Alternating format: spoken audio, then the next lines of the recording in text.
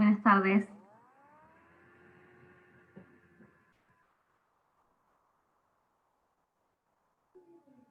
¿Cómo van con el estudio?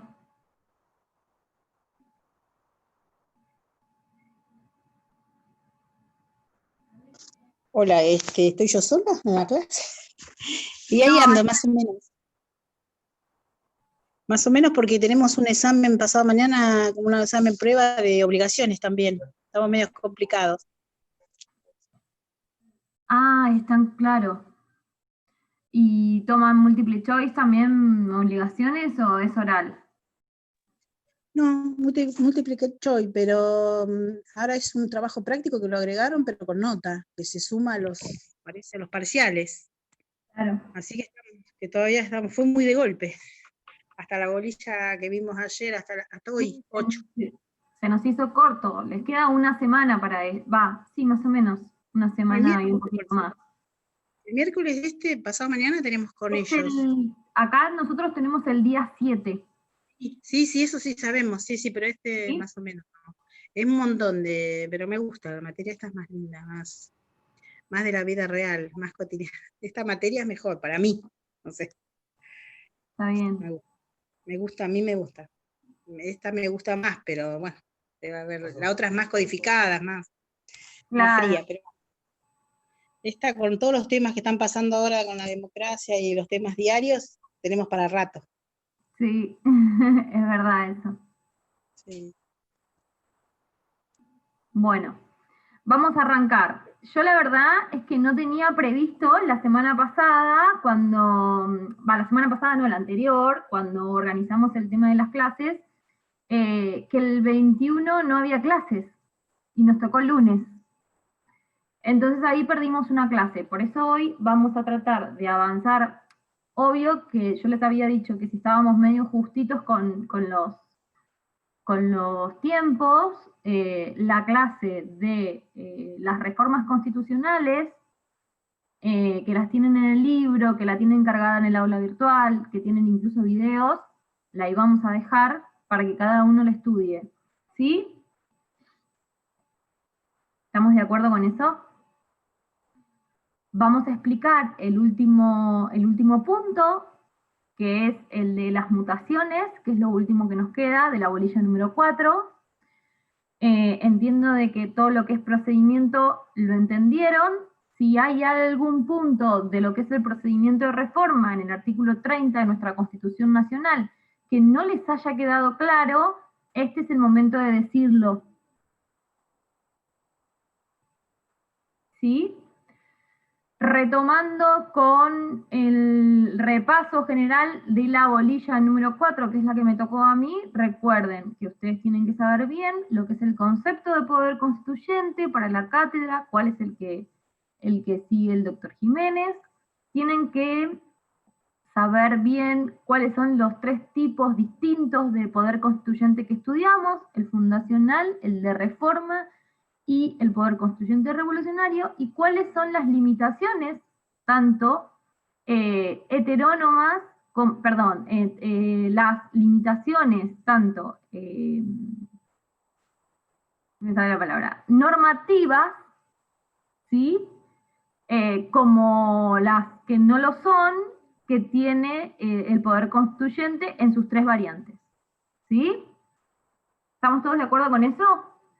Después vimos el procedimiento, que lo dividimos en 3 etapas. Dijimos que solamente en nuestro sistema está previsto, en nuestro sistema constitucional, está previsto solo 2 de las etapas, que son la etapa de la iniciativa, que es la de declaración de necesidad de reforma, y la etapa de revisión propiamente dicha a cargo de un órgano ad hoc, que es la Convención Constituyente. ¿Sí? Vimos cada una de las particularidades de cada una de estas etapas, dijimos que la etapa de ratificación no la tenemos prevista en nuestro texto constitucional, que en la práctica constitucional nunca se ha utilizado, dado que a partir de que se disuelve la Convención Constituyente y que culmina su trabajo, entra en vigencia las reformas que hayan sido introducidas o que hayan sido aprobadas en el marco de la Convención. ¿Hasta acá estamos todos de acuerdo? ¿Sí? Después les queda a ustedes estudiar el material cargado en el aula virtual, ¿sí? Y lo que tienen del libro, en lo que es cada una de las convenciones constituyentes en nuestro derecho constitucional, ¿sí? Tienen el video de la reforma del 94, que es muy lindo, creo que tienen cargado también un video de la reforma del 49, y si mal no recuerdo tienen el video de la primera parte del Poder Constituyente Fundacional, que hace referencia al periodo de emancipación de nuestra nación, hasta el dictado de la Constitución en 1853. ¿Sí? Eso lo tienen en video, en el aula virtual. Bueno, vamos a arrancar entonces con el último punto, que es mutaciones, y luego vamos a comenzar con la bolilla número 8, ¿sí? Quiero hacerles una consulta. No me quedó duda. Bien, perfecto. No me quedó claro qué es ad hoc. Es al efecto. Nélida Dubois. ¿Dónde está Nélida Dubois? Bueno, Nélida, es al efecto, es decir, que se crea una convención constituyente para llevar a cabo esa reforma. No se vuelve, o sea, no perdura en el tiempo para alguna otra actividad. Es solo para llevar adelante la reforma. Perfecto, gracias, profesora. Era la duda que tenía. Eso significa ad hoc, es al efecto de llevar adelante la reforma. ¿Sí? Perfecto, gracias. No, de nada. Bueno, como les decía, quería consultarles esto. El lunes que viene, ustedes tienen el parcial el día 7. El lunes que viene, según mi calendario y el de todos, es el día 5. Quiero saber si ustedes quieren tomar la clase o prefieren quedarse estudiando y ya hoy terminamos. Yo preferiría quedarme estudiando, profe, quedan muy pocos días. Yo fui estudiante y siempre preferí quedarme estudiando 2 días antes. Estaba siempre con mucho nerviosismo y la verdad es que me generaba... Pero si quieren también lo que podemos hacer es juntarnos el lunes en ese horario, los que estén, porque por ahí alguno quiere tomar la clase, y para no avanzar, ¿sí? Hacemos lo siguiente, hacemos una especie de clase de repaso, para el que la quiere aprovechar, la aprovecha, y el que no se va a perder ningún tema. Está bueno eso de la clase de repaso. ¿Sí? ¿Les parece que hagamos eso? Por si hay dudas, podemos preguntar, consultar. Si hay alguna duda, pueden preguntar. Lo que yo les voy a pedir entonces es que para la clase de repaso, que ya lo van a tener que tener estudiado, lean y estudien la segunda parte de lo que es la bolilla número 8, que es la que no vamos a llegar a dar, y entonces si tienen alguna duda, lo resolvemos en la clase del lunes, ¿les parece? Sí, me parece bien, no sé, lo que quiera la mayoría. Bien. Ya quedamos así, hacemos la clase, no va a ser una clase para incorporar temas, va a ser un encuentro para evacuar dudas, ¿sí? Y para el que la quiere tomar, la toma, y el que no la quiere tomar porque se siente nervioso o porque está muy ajustado con los tiempos y prefiere descansar y levantarse al otro día bien temprano en la mañana para estudiar con todas las pilas, lo hace. Ustedes se manejan sus tiempos como ustedes quieran, ¿sí? Sí, no perjudica a nadie eso. Exactamente. Bien. Bueno, vamos entonces a lo que es las mutaciones. Voy a cerrar acá. Voy a compartir la pantalla. Para lo que es, ahí se ve. ¿Están viendo la pantalla? Sí, profe.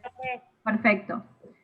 Yo para lo que es mutaciones hice una guía de estudio, ¿sí? Teniendo como base lo que dice en el libro del doctor Jiménez, ¿sí? Entonces van a encontrar una especie de resumen de lo que es el libro.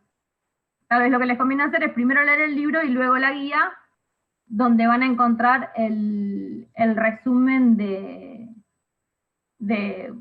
contenido del punto de mutaciones. Ustedes vieron en la primera parte, perdón, en la bolilla número 1, vieron la diferenciación de lo que es la constitución material y la constitución formal, ¿verdad? ¿Sí? Bien. Porque el tema de mutaciones constitucionales tiene mucho que ver con el tema de lo que es la constitución material y lo que es la constitución formal. ¿Por qué les digo esto? Porque en lo que es el concepto de mutaciones constitucionales, dice, puede ser conceptualizada como un cambio en la normalidad del sistema constitucional, que por sus efectos afecta a la normatividad. ¿Qué significa? El cambio se produce en lo que es la constitución material. Acuérdense que cuando ustedes vieron la diferencia entre constitución material y constitución formal, ¿qué habíamos visto? Habían visto que la constitución formal es el librito, ¿sí? Es la constitución escrita, es la norma escrita, y la constitución material es cómo esa norma escrita se aplica y se lleva adelante en la práctica. ¿Qué es lo que vimos tal vez sobre distintos puntos en el artículo 30, ¿sí? En lo que es la práctica constitucional? Que dijimos, bueno, algunas cuestiones no han sido reguladas por la norma, por el artículo 30, pero estas lagunas han sido subsanadas por la práctica, o han sido cubiertas, para hablar mejor, ¿sí? Por la práctica constitucional. ¿Qué vendría a ser la constitución material? Porque se tornan básicamente en obligatorias. ¿Sí? Entonces, la mutación constitucional podría también ser concebida como una variante de lo que conocemos como la costumbre constitucional. Solo puede ser concebida en el esquema que concibe el texto fundamental si las asumimos como cambios en la constitución material de carácter permanente o transitorio que no son objeto de reglamentación alguna y se realizan sin que se altere la normatividad constitucional. Es decir, el cambio se produce en la constitución material, el cambio se produce en la práctica, pero ese cambio, si bien modifica la constitución normativa, porque implícitamente está derogando un artículo o modificando un artículo de la Constitución Nacional escrita, ¿sí? Pero no se inicia el procedimiento de reforma previsto en el artículo 30 justamente para adecuar esa Constitución escrita a lo que se está produciendo en la realidad o en la práctica constitucional. ¿Se entiende? ¿Sí? Dice, y se realizan... Por ejemplo, si algo queda obsoleto o algo así. Exactamente. Ese sería el caso, Mauricio. Igualmente, ahora vamos a ir viendo algún ejemplo, ¿sí? De los distintos tipos, hay una clasificación de mutaciones, hay distintos tipos de mutaciones, y vamos a ir viendo ejemplos en el texto constitucional de esas mutaciones. Entonces, se realizan sin que se altere la normatividad constitucional, dejándola de lado, aunque formalmente vigente. Es lo que les decía. ¿Por qué? Porque el texto constitucional sigue esa norma escrita y sigue vigente. El tema es que no se aplica en la realidad. O se aplica de forma distinta, si es una modificación. ¿Sí? Bien. Dice, ellas pueden ser generadas por los habitantes de la nación o por los poderes del Estado. Clasificación. Existe la mutación por adición, también llamada proter legem. Ustedes seguramente que vieron costumbre en Civil 1, ¿se acuerdan? Que estaba la proter legem, contra legem. Bueno, esto vendría a ser algo parecido en lo que es derecho constitucional. Entonces, la mutación por adición, o también llamadas proter legem, son aquellas que incorporan a la Constitución formal nuevas disposiciones que carecen de una norma constitucional que las prevea. En este caso tenemos el caso de los partidos políticos antes de la reforma de 1994. ¿Por qué? Porque antes de la reforma de 1994, los partidos políticos no estaban previstos constitucionalmente, ¿sí? Pero existía una norma en la Constitución material o la convicción clara, nadie discutía que los partidos políticos eran necesarios para poder llevar adelante el sistema democrático de gobierno. O sea que su incorporación constitucional ya estaba dada, ¿sí? En la reforma del 94 obtienen su consagración en la Constitución escrita, ¿sí? Después tenemos la mutación por sustracción o por desuso, lo que decías vos, Mauricio, ¿sí? Son las que definen el fenómeno contrario al anterior. En la anterior se generaba una norma en la práctica, ¿sí? Que se consideraba obligatoria y que eso hacía que y eso hizo que en una reforma constitucional sean incorporados dentro del articulado escrito. En el caso de la mutación por sustracción es a la inversa. Existe una norma escrita, pero en la Constitución material no tiene vigencia porque no se aplica, ¿sí? Dice, son las que definen el fenómeno contrario al anterior. Se trata de normas de la Constitución formal que pierden vigencia sociológica. Por ejemplo, la postergada obligación constitucional dada al Congreso de la Nación por la Constitución para que instaure el juicio por jurado. ¿Sí? Ahora, este ejemplo estaría remontando, porque en algunos lugares lo quieren reflotar y lo quieren implementar, el juicio por jurado, pero lo cierto es que esta obligación tiene más de 100 años y en la práctica aún no se ha instaurado. Mutación por interpretación diversa. Se da cuando los preceptos de la Constitución formal adquieren vigencia en un modo no indicado por la norma. Es el caso del artículo 25, que establece que el gobierno nacional va a fomentar la inmigración europea. En realidad, hoy por hoy no podemos leer inmigración europea, porque sería discriminatorio. Lo que el gobierno nacional va a fomentar es la inmigración útil, sea o no europea. ¿Sí? Pero antes no era discriminatorio. Sí, pero era en el contexto en el que estaba previsto. Estamos hablando de 1853, si bien era discriminatorio, porque obvio, pero para la cultura o la sociedad de la que estamos hablando, no. ¿Se entiende? No estaba mal visto. Exactamente, aparte estamos hablando de naciones, el resto de las naciones eran naciones en nacimiento. No necesitaban inmigrar a ningún otro lado. No habría motivo. Estamos hablando de una Europa que estaba en distinta situación, si se quiere. ¿Sí? ¿Se entiende? Donde había pasado guerras, más revoluciones, más hambrunas. El escenario era distinto.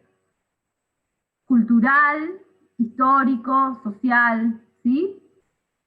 Y cuando dice la inmigración útil, eso es muy amplio también, ¿no? No, en realidad inmigración útil significa que se va a fomentar la inmigración de todo aquel que quiera venir a trabajar legalmente y a progresar en nuestro país. A eso se refiere inmigración útil. ¿No es útil para el objetivo estratégico de la nación? No te entiendo a qué te referís con el objetivo estratégico de la nación. Eso también es muy amplio. Y no, porque me refiero a que, por ejemplo, en otras latitudes, siempre, por ejemplo, privilegian la inmigración de gente con estudios. ¿Qué es de lo que estamos hablando? Bien. A eso se refiere útil. Bien. No solamente con estudios, porque si no también estarías discriminando. Pero todos los países discriminan entonces. Sí, por supuesto. Pero creo que no es el espíritu o el sentido de nuestra Constitución Nacional. Y hay que Lo ver. que hagan los demás países. Porque No creo que acá- nadie tenga en su Constitución Nacional ningún país. Una tarea, Mauricio, para la clase que viene. Buscate una Constitución que establezca que va a fomentar la inmigración de personas profesionales nada más, por ejemplo. Ujú, bueno. A ver si encontrás alguna. Claro. Bien. Mutación por desconstitucionalización, entonces. Son aquellas que se dan cuando toda la Constitución o alguna parte de ella pierde vigencia sociológica ante un contenido opuesto no incorporado normativamente. ¿Sí? Esto puede ser, se puede asimilar a los casos de los golpes de Estado, ¿sí? En donde cierta parte de nuestra Constitución, o en otros casos toda la Constitución, perdía vigencia sociológica. ¿Por qué? Era dejada sin efecto por un decreto ley o por una proclama en su momento. Mutación por incumplimiento. Aquellas que actúan en contra de una disposición expresa de la Constitución que no se encuentra formalmente derogada. Por ejemplo, es el caso de la necesidad que tiene el presidente, supuestamente, de requerir al Congreso para ausentarse de la capital federal. Al vivir en la Quinta de Oliva tendría que pedir, como cruza a provincia, tendría que pedir todos los días autorización. ¿Sí? Entonces esta es una mutación del texto constitucional por incumplimiento porque en realidad no se cumple. Mutación por imposibilidad de cumplimiento. Es cuando existe una norma escrita, pero materialmente es de imposible cumplimiento. El caso que siempre se da como ejemplo es cuando es a partir del artículo 4, que es el que vamos a ver hoy, con la bolilla número 8, cuando ya no existan más tierras de propiedad nacional.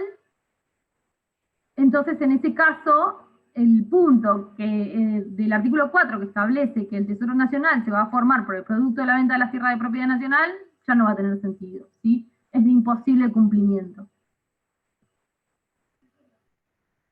Bueno, mutación por abuso constitucional, cuando se ejerce una potestad constitucional reiteradamente en contra del espíritu que la inspira. Es el caso de, por ejemplo, cuando se prorroga sucesivamente las contribuciones directas, ¿sí? Que el Congreso determina que solamente se pueden establecer la delegación por un tiempo determinado. Entonces, en ese caso, cuando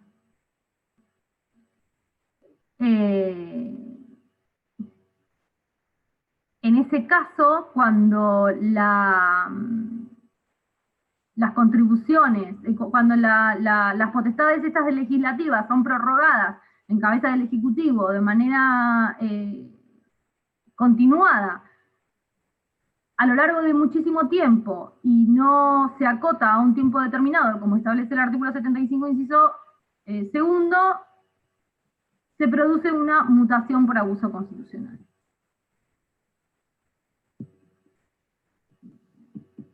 Y la mutación por interpretación es la que está, por interpretación constitucional, es la que está en cabeza de los órganos encargados de aplicar y de interpretar el sistema constitucional. Estamos hablando del Poder Judicial cuando interpretan una norma constitucional en uno u en otro sentido, de acuerdo a la doctrina de la interpretación. Vamos a la postura de Jiménez, porque si no, no vamos a llegar con el tiempo. ¿Cuál es la postura de Jiménez? Jiménez, en realidad, no está de acuerdo en la tendencia que surge doctrinariamente con relación a la mutación constitucional, porque él dice que en realidad, si la constitución material no se condice con la constitución formal, es porque es momento de llevar adelante un procedimiento de reforma. Entonces lo que hay que activar Es el artículo 30, es el procedimiento del artículo 30. Y llevar adelante la reforma que se requiere para poder adecuar esa constitución formal a lo que se está dando en la constitución material. Dice, lo adecuado es que si la normalidad marcha a contrapelo de la normatividad, la sociedad democrática cubra normativamente esos desfasajes, afianzando al sistema constitucional desde el aporte participativo. Todo uso puede degenerar en abuso, y bien alerta Miguel Endejian acerca de la posibilidad de que a partir de esta inadecuada tendencia, las mutaciones constitucionales se tornen en la reforma del próximo milenio, a partir de la usurpación del ejercicio del poder constituyente, base y esencia del sistema constitucional. La Constitución prevé un medio idóneo para revitalizar los insumos desgastados del sistema, y es la reforma constitucional, ¿sí?, que lo relativiza y realimenta democráticamente y participativamente. Dice Jiménez, quizás sea engorroso, de alto costo y hasta por demás lento, pero ese es el precio que el sistema debe pagar para subsistir en modo eficiente, evitando las soluciones mágicas y rápidas que proponen desde siempre los cazadores de ratas, dice él, en el sentido de que se propone a partir de estas mutaciones constitucionales por los cuales la doctrina quiere salvar todos estos pequeños desusos o pequeñas modificaciones que se producen en la constitución material y que hacen que no se condiza el texto formal. Salazar, ¿querés decir algo? No. Ah, ¿te muteás entonces? Bien. Bueno. Vamos entonces a seguir con... ¿Alguna duda hasta acá? ¿De lo que es las mutaciones? No, profe.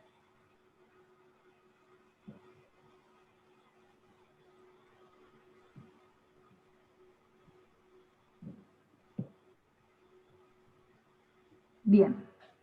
Vamos a ver dónde tenemos ahora el PowerPoint para seguir con la clase.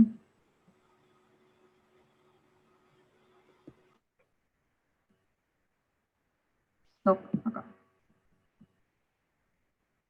A ver qué han comentado. Lo que pasa es que en tiempo se buscaba europeos porque eran la potencia naciente. Sí, ese es un fundamento. Igual, esa cuestión de los inmigrantes la van a ver en humanos, así que, bueno, era a modo de ejemplo nada más, no para que surja el debate de la inmigración. ¿Sabes que no entendí bien el tema de la interpretación diversa, la mutación por interpretación diversa?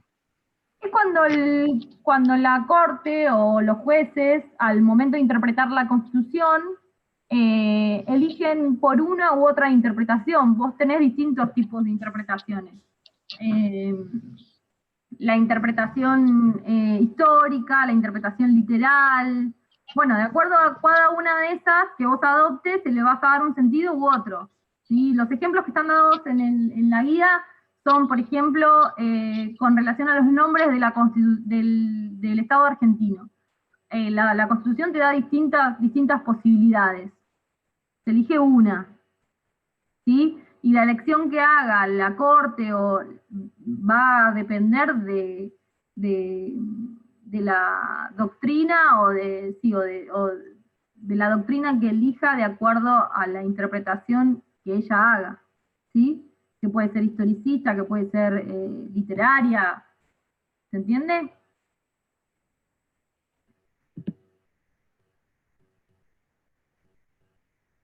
Estoy buscando el PowerPoint para seguirlos desde acá.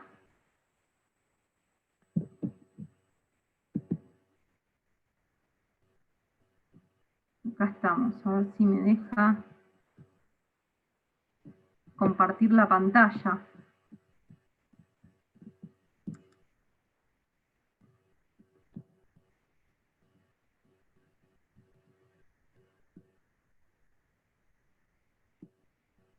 ¿Ahí ven el Power? ¿Sí? Sí. Bien.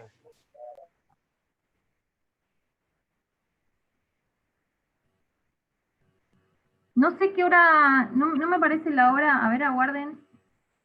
¿Por qué hora vamos más o menos? 8:30. 8:30. Perfecto. Bien. Bueno, este es el PowerPoint de la clase del cuatrimestre pasado que utilizó Jiménez, porque esta clase la dio él, ¿sí? Obvio que mucho mejor de la que la voy a dar yo, pero bueno, a ustedes les tocó que se las dé yo, así que no les queda mucha alternativa, me van a tener que escuchar a mí. Pero bueno, vamos a seguir punto por punto el Power de él, para que a ustedes les sirva para el examen, ¿sí? Bien. Primero vamos a ver algunas de las consideraciones generales. Cuando hablamos del poder tributario en la Constitución Nacional, ¿sí? La tributación, el poder tributario, ustedes van a decir o van a pensar en realidad que tiene que ver la Constitución con lo que es el gasto público, ¿sí? Bueno, vamos a entrar a analizar qué es lo que está determinado por la Constitución con relación al gasto público y al poder tributario del Estado. En realidad, lo que es la actividad financiera del Estado y el poder tributario, cuando hablamos de actividad financiera estamos hablando de la obtención de recursos, ¿sí? Y la realización de gastos, y todo esto que tiene que ver con la política fiscal, la política económica, el ordenamiento normativo, financiero, todas estas cuestiones, ¿sí? No se van a desligar de lo que es el ordenamiento jurídico constitucional, ¿sí? Es decir, que toda esta actividad va a tener que cumplir con ciertas normas establecidas en nuestra Constitución Nacional. Bien. Dice Jiménez, la base para una actuación eficiente del sistema constitucional se apoya principalmente en el hecho de que éste pueda proveer en modo adecuado a sus gastos con los fondos que él mismo genera. Cabe resaltar además la necesidad de que existan recursos públicos, ya que los gastos públicos deben ser afrontados por el Estado para atender las necesidades de la sociedad en que se inserta. Entonces, el gasto público puede ser conceptualizado como una erogación monetaria autorizada por ley y realizada por autoridad competente cuyo fin es el interés colectivo. Ese es el concepto de gasto público. ¿Qué es el gasto público? Dice el cuadrito este que tenemos acá, es el desembolso, empleo o utilización de dinero por parte del Estado para la compra de bienes económicos o de servicios. ¿Quién y en qué términos realiza el gasto público? Debe ser realizado por autoridad competente, ¿sí? Y será actualizado previamente por ley. ¿Cuál es la finalidad? Su finalidad es, en todos los casos, el bienestar general por vía de la satisfacción de las necesidades públicas. ¿Sí?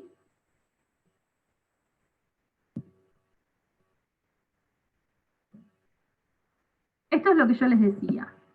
Dice, en realidad la Constitución solo va a limitarse a regular lo que es el denominado Tesoro Federal, que lo encontramos en el artículo 4, y la potestad tributaria entre la nación, o sea, la distribución de la potestad tributaria entre la nación, las provincias y la ciudad de Buenos Aires, que lo deben haber visto cuando vieron federalismo.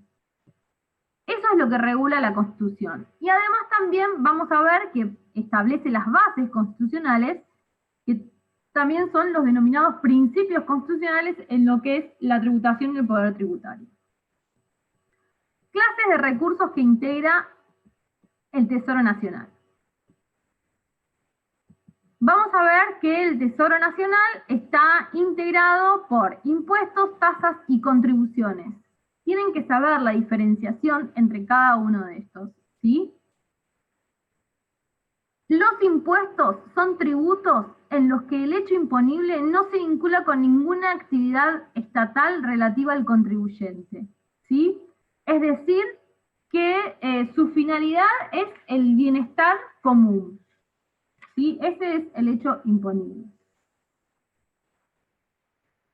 Es, en definitiva, una prestación patrimonial que se le debe al Estado sin ninguna contraprestación especial, sino que van a satisfacer necesidades colectivas. Los impuestos satisfacen necesidades colectivas, ¿sí? Tipo de recurso es un recurso monetario y de crédito público, ¿sí? Los ejemplos: empréstito forzoso, subsidios, renovación, etc. ¿Sí?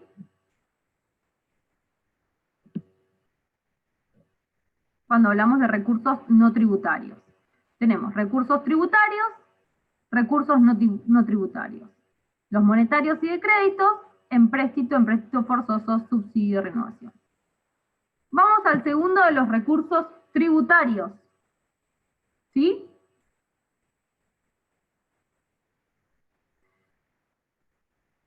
Tasas. En la tasa, a diferencia de lo que es en el impuesto, el hecho imponible se vincula con la prestación por parte del Estado. Entonces, acá el Estado va a dar una prestación específica a cambio de esa tasa, ¿sí? Esta prestación tiene que ver con un servicio público, por ejemplo. Y la particularidad de la tasa es que va a recibir el servicio independientemente de que lo necesite o no. Es el caso de la tasa de alumbrado, barrido y limpieza, ¿sí?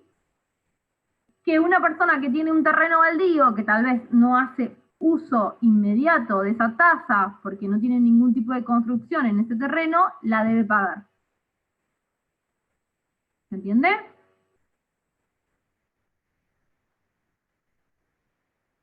La contribución, que es otro de los recursos tributarios,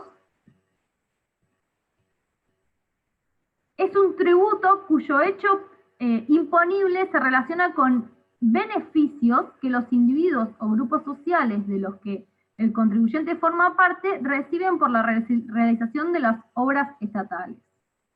En la contribución, el contribuyente sí va a recibir un beneficio directo a causa del pago del mismo. Es el caso de las contribuciones por las cloacas, por ejemplo, o por el asfalto de una calle, ¿sí? Cuando uno paga la contribución, recibe un beneficio, porque si nosotros tenemos una propiedad en donde va a pasar el agua corriente o se van a asfaltar la calle, va a adquirir un mayor valor pecuniario. ¿Se entiende? Entonces, a través de la contribución sí obtenemos un beneficio directo. En la tasa, el beneficio... Podría ser una revaluación del bien, ¿no es cierto? Si la casa se valoriza. Y...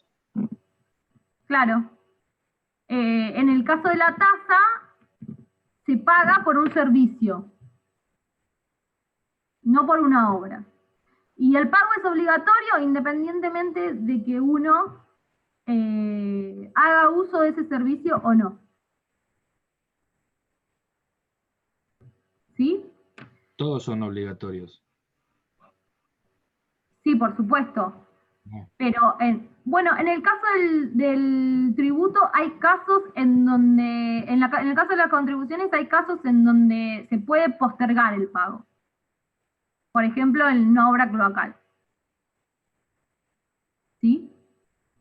Pero en el caso de las tasas no se puede alegar que no se está usando. ¿Sí?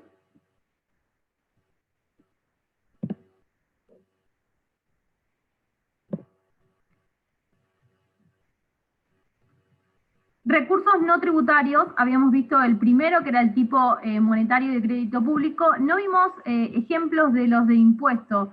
Impuesto es los que conocen, el impuesto a las ganancias, el IVA, no sé, los que se les pueden... Las tasas de justicia, ¿entran? Y sí, es una tasa. Sí. Sería esto, vos lo que estás pagando es el servicio de justicia, a través de la tasa.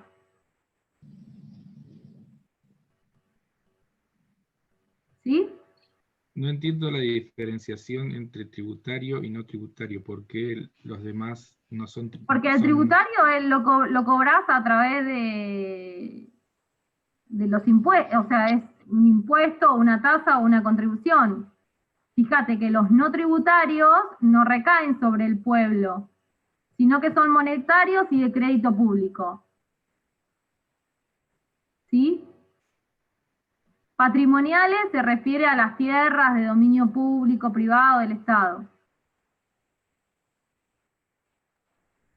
Proveniente de actividades industriales y comerciales del Estado. ¿Sí? Los tributarios provienen de la tributación. No había interpretado mal, creí que entre los monetarios de crédito público entraban los impuestos que estaban en las transferencias bancarias, impuestos al cheque. No, eso no, fíjate que acá tenés los ejemplos, empréstitos forzosos, subsidios, renovación de deuda. Es la deuda externa. ¿Sí? Los bonos de la deuda pública. Todo eso forma parte de los recursos monetarios y de crédito público. ¿Sí?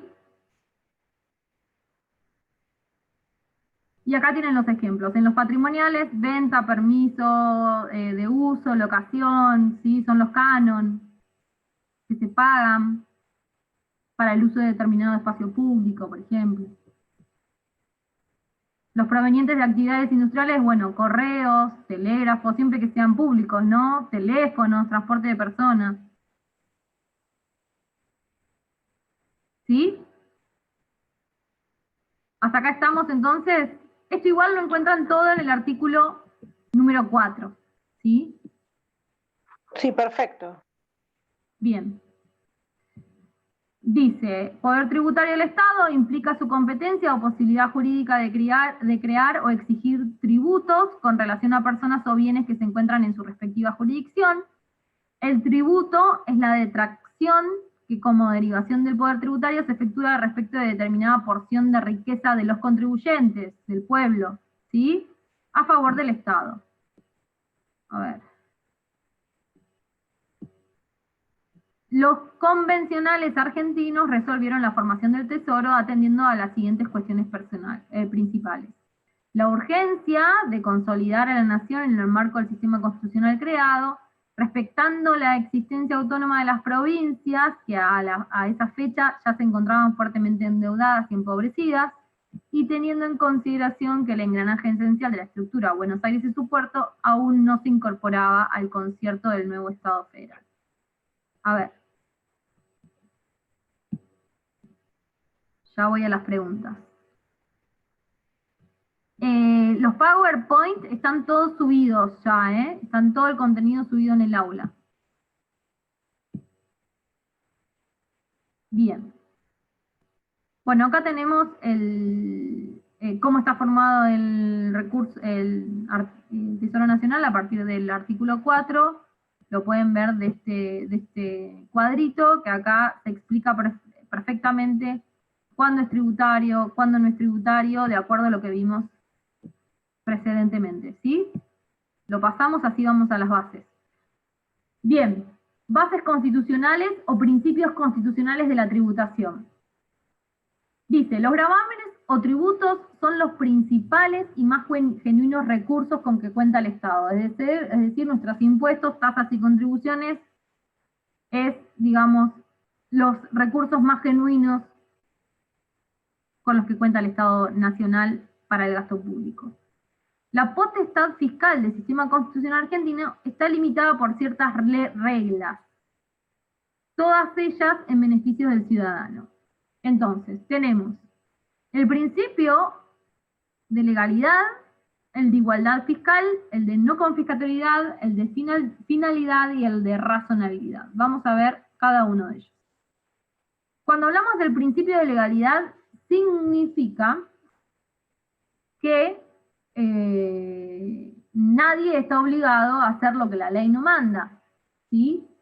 Artículo 19, primera parte. Entonces, el tributo debe ser creado por ley, emanada del poder legislativo de la jurisdicción que se trate, ¿sí? Si estamos hablando de un tributo nacional, por el Poder Legislativo del Congreso de la Nación, si estamos hablando de un tributo provincial, es por la legislatura provincial, o si es municipal, por el Consejo. Que esa ley determine con claridad cuál es el hecho imponible, quiénes son los sujetos obligados al pago, la base para su determinación, la fecha de pago y sus excepciones, y el órgano competente para percibir el pago, ¿sí? El hecho imponible, cuando hablamos de hecho imponible, es qué es lo que se va a gravar, ¿sí? ¿Quiénes son los sujetos obligados al pago? Porque no siempre son todos obligados al pago. La base para su determinación es el importe, ¿sí?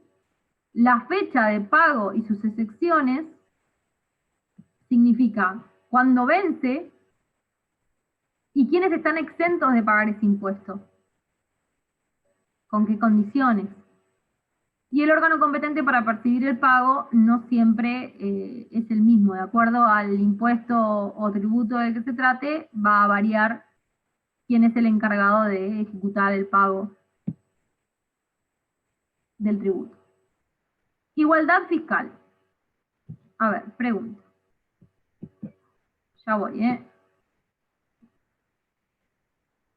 El impuesto a las riquezas. Sería uno de estos. Es un impuesto. Sí, es un tributo. Como la contribución, la tasa. ¿Sí?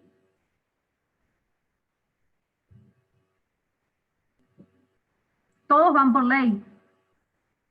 ¿Sí? No se podría crear por decreto un impuesto.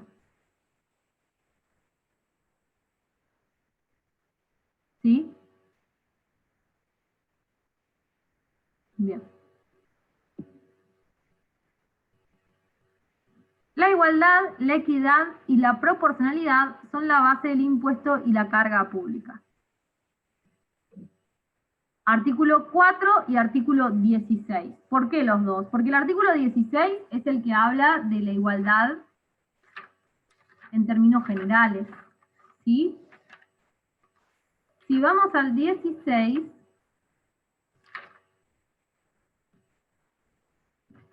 primero nos dice: la nación argentina no admite prerrogativas de sangre ni de nacimiento, no hay en ella fueros personales ni títulos de nobleza. Todos sus habitantes son iguales ante la ley y admisibles en los empleos sin otra condición que la idoneidad. Y última parte dice: la igualdad es la base del impuesto y las cargas públicas, ¿sí? Acá tenemos el principio de igualdad en lo que es el poder tributario. Y en el 4...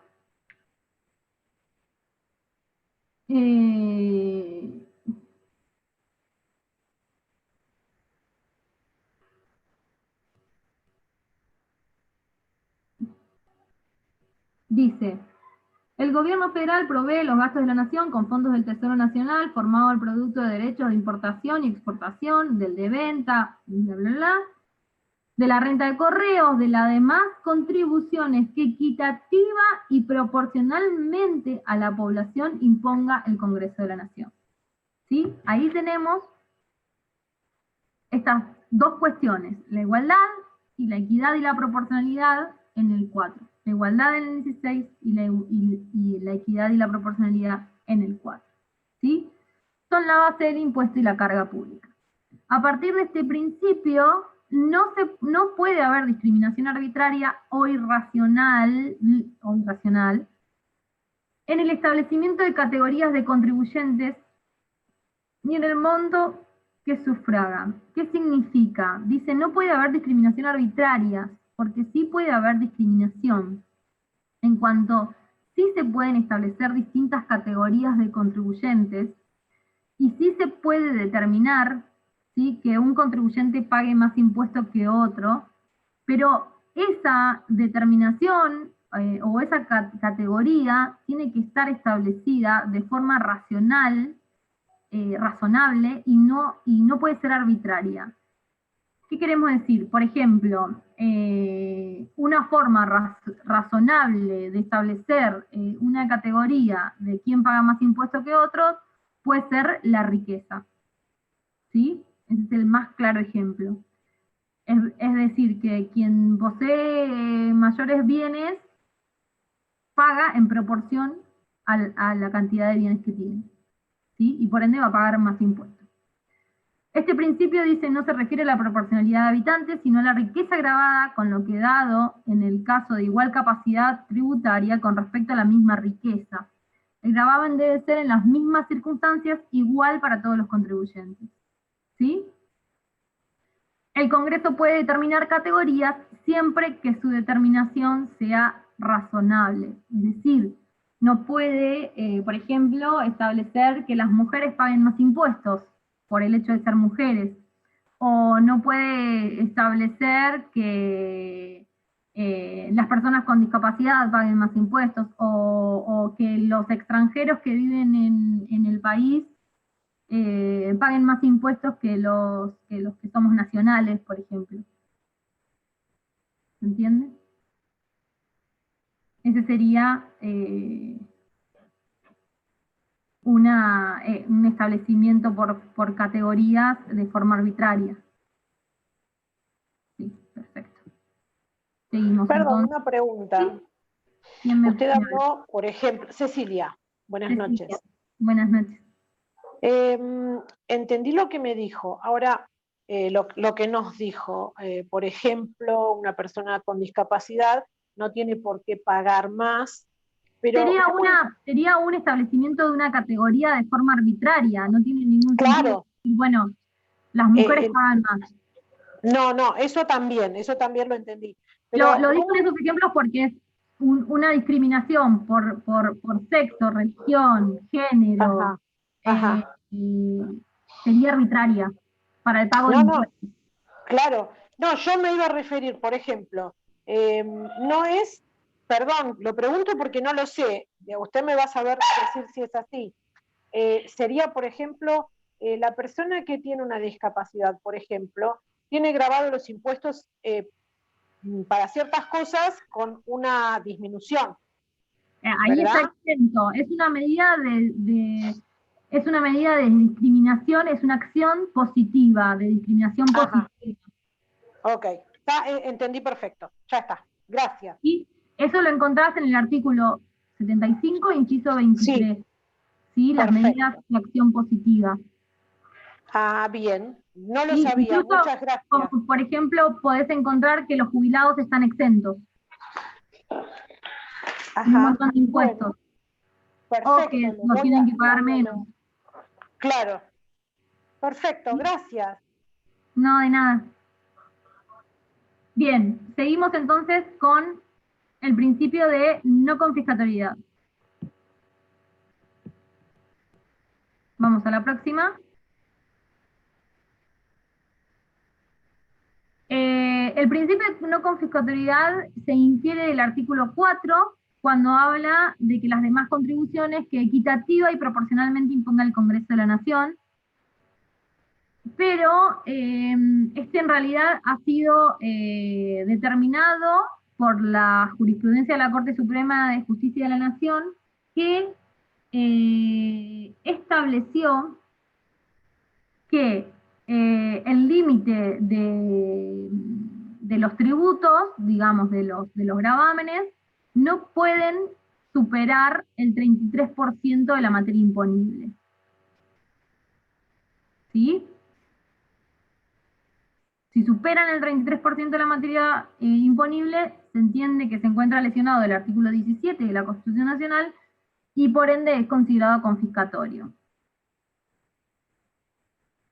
Por ejemplo, si tenemos que pagar impuestos sobre los bienes personales, ese impuesto no puede superar el 33% del valor de la evaluación fiscal de esos bienes. ¿Se entendió? Porque si no, ya si supera el 33% es confiscatorio. Y Una por ende es pregunta, profe. constitucional. ¿Sí? Pero esto se respeta acá, digo, por la cantidad de impuestos que pueden llegar a quitar casi hasta el 50% de una ganancia, pregunto. Mirá, en realidad cuando vos hablas del 33% de confiscatoriedad, yo he visto fallos en donde cuando se impugna, por ejemplo, el impuesto a las ganancias, lo que dice la jurisprudencia es que se tiene que medir sobre la totalidad del patrimonio.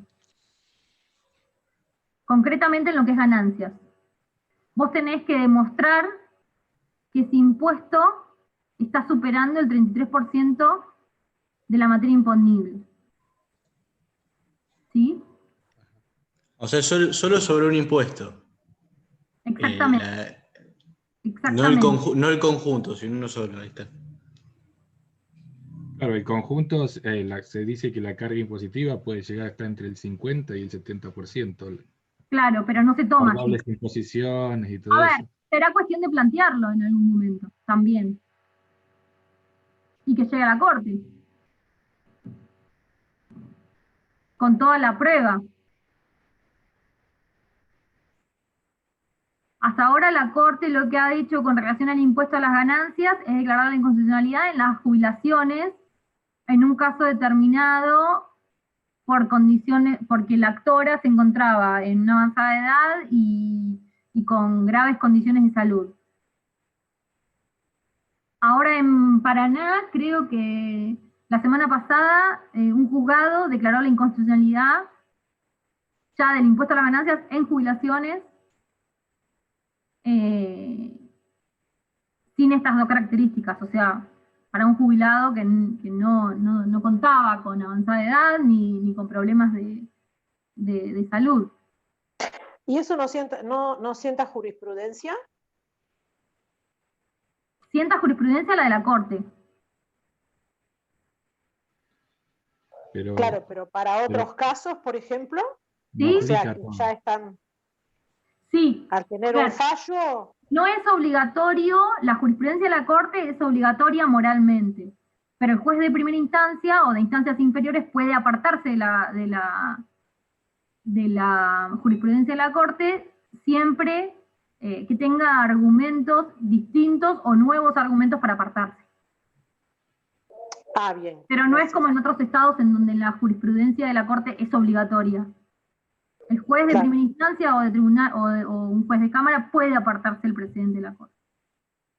En realidad, por razones de economía procesal, se recomienda no apartarse, porque igualmente llega el presidente a la Corte por un recurso extraordinario y va a resolver de acuerdo a su precedente, a su doctrina. Claro. ¿Se entiende? Sí, sí. ¿Sí?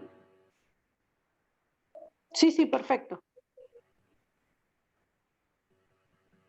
Bien. El principio de finalidad tributaria exige que todo tributo tenga un fin de interés general. La tributación no tiene como fin enriquecer al Estado, sino lograr un beneficio colectivo común y público, o público. ¿Sí? Entonces, lo que exige es que todo tributo atienda a la consecución del interés general y no se establezca sin más para enriquecer a las arcas del Estado. ¿Sí?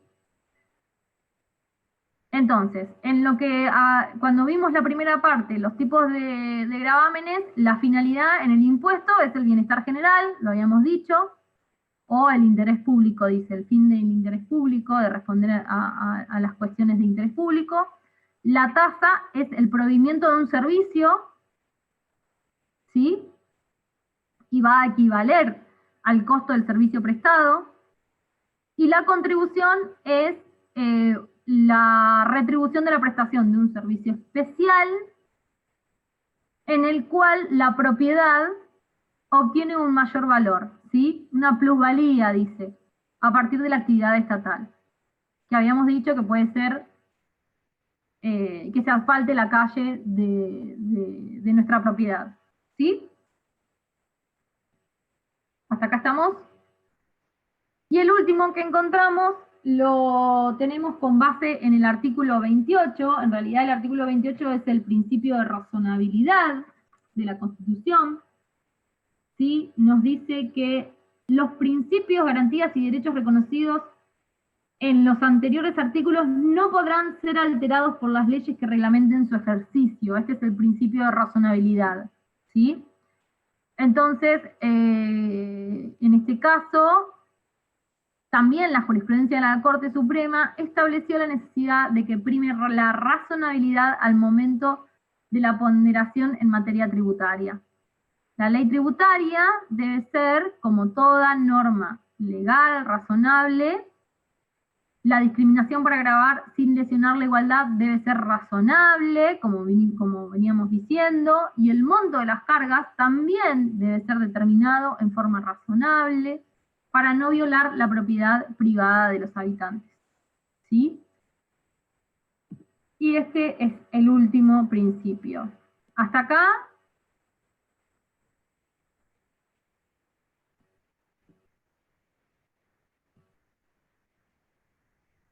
¿Alguna duda? No por mi parte. ¿No? No, solo leer un poquito todo lo que nos dijo hoy, como para poder recordar. Sí, es bastante. Por eso no los quise embarullar con la última filmina, que es la distribución de cada una de las potestades en materia tributaria, que seguramente lo van a ver, si ya no lo vieron, con federalismo. ¿Sí? Cuando vean las bolillas de federalismo, sí. ¿Qué pasa? De todas maneras, yo igual voy a ver después. Perdón. Sí, habla tranquila. No, yo lo que quería decir es que después voy a mirar bien todo el PowerPoint porque no pude ingresar a tiempo, tenía problemas con la computadora, entonces me perdí parte, así que después lo voy a ver bien, cualquier cosa si no te pregunto. Pero dale, hasta de lo que pude enganchar, entendí bien, está bien. Bien. La clase que viene, si quieren, hacemos un repaso nuevamente de esto. Está bien. ¿Alguna duda? No. Básicamente nos explicaste en realidad qué es lo que tributamos, lo que diariamente o mensualmente pagamos nosotros, cada uno en nuestras casas. Por eso yo en realidad lo que les expliqué, primero, de acuerdo a las filminas que estuvimos viendo, explicamos la diferenciación entre los recursos tributarios. Primero hablamos de gasto público. Explicamos el concepto de gasto público. Segundo, también explicamos por qué el derecho constitucional, o qué vinculación tiene el derecho constitucional con el poder tributario. ¿Sí? ¿Por qué se involucra el derecho constitucional? Bueno, justamente para poner ciertos límites o establecer ciertas premisas que el Estado debe cumplir, ¿sí? Para que justamente la obtención de los recursos del Estado federal y los gastos que lleva adelante con esos recursos puedan ser considerados constitucionales o no.